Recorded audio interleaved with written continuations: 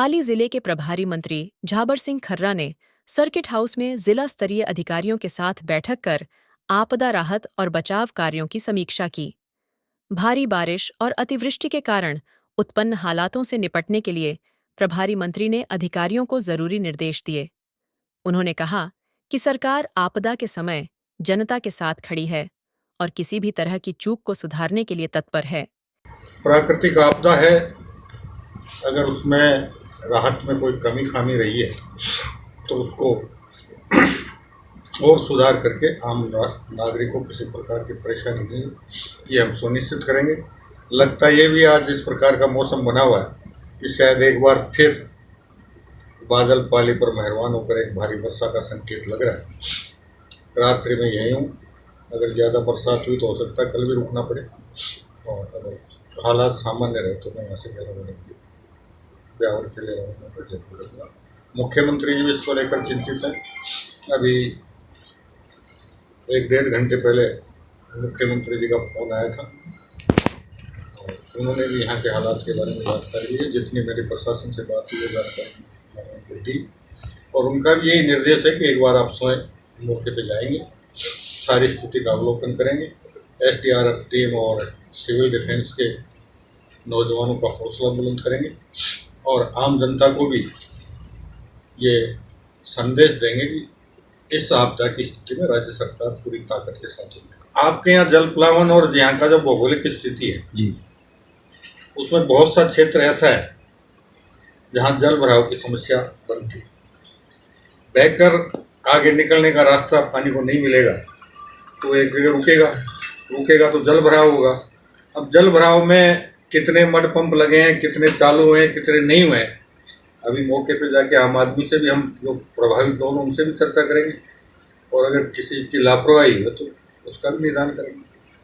ये समस्या धीरे धीरे जैसे जैसे शहरों और कस्बों का आबादी विस्तार हुआ है, वो आबादी विस्तार नियोजित तरीके से नहीं हो पाया, और नियोजित तरीके से नहीं हो पाया तो वो धीरे धीरे समस्या बढ़ती चलेगी, और आपका 4 लेन बनने के बाद और ज़्यादा बढ़ गई होगी। बाकी ये आज से नहीं है, मेरे को भी देखते 40 साल हो गए,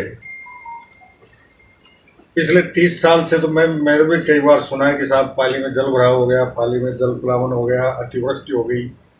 तो ये तो कुल मिला के तो अब हाँ, हम ये कह सकते हैं कि जितनी जिम्मेदारी नियोजित विकास की सरकारी अधिकारियों, सरकारी विभागों की या सरकार की थी, लगभग मेरा ये मानना है कि उतनी जिम्मेदारी आमजन की भी थी।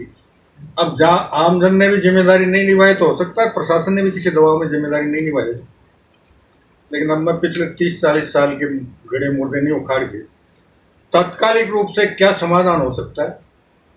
और चूंकि जब से मुझे पाली और ब्यावर का प्रभार मिला है, इस बात को लेकर मैं प्रयासरत हूँ कि इस समस्या का कोई न कोई स्थायी समाधान बने।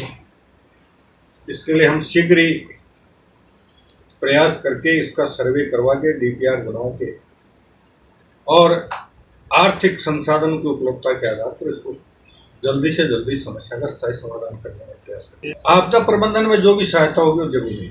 प्रकृति का प्रकोप कितना बनेगा, सामान्य तो उसका अंदाजा बहुत कम लग पाता। अब तो पिछले कुछ समय से मौसम विज्ञान जो हमारा विभाग है उसके पास कुछ आधुनिक मशीनें आई हैं जिससे लगभग सटीक जानकारियाँ मिलती हैं, लेकिन वो सटीक जानकारी भी कई बार फेल हो जाती है।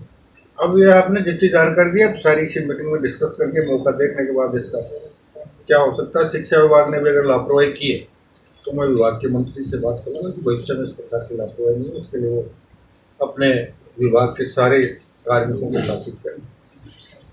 बाकी ये सही है, इस प्रकार की जब भारी बरसात होती है तो सामान्यतः छोटे विद्यालयों की छुट्टी घोषित हो जाती है। जल प्लावन का ये है कि जो सफाई व्यवस्था बीच में टूटी, उसकी वजह से जो सफाई नालों की या नालियों की सफाई होनी चाहिए थी वो नहीं हो पाई।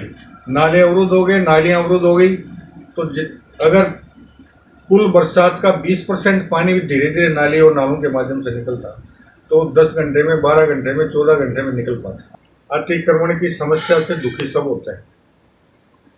अतिक्रमण करने वाला जरूर थोड़ा बहुत आर्थिक रूप से खुश होता होगा या भौतिक रूप से खुश होता होगा, लेकिन जब भी अतिक्रमण हटता है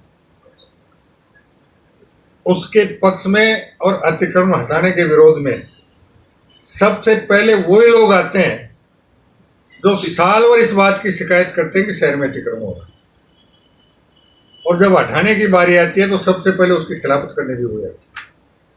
लेकिन फिर भी हमने जिस प्रकार जयपुर में अभियान चला रखा है, इस बरसात के मौसम के बाद एक बार पूरे प्रदेश में हम अतिक्रमण हटाना का अभियान, मेरे विभाग के जितने भी नगर निकाय हैं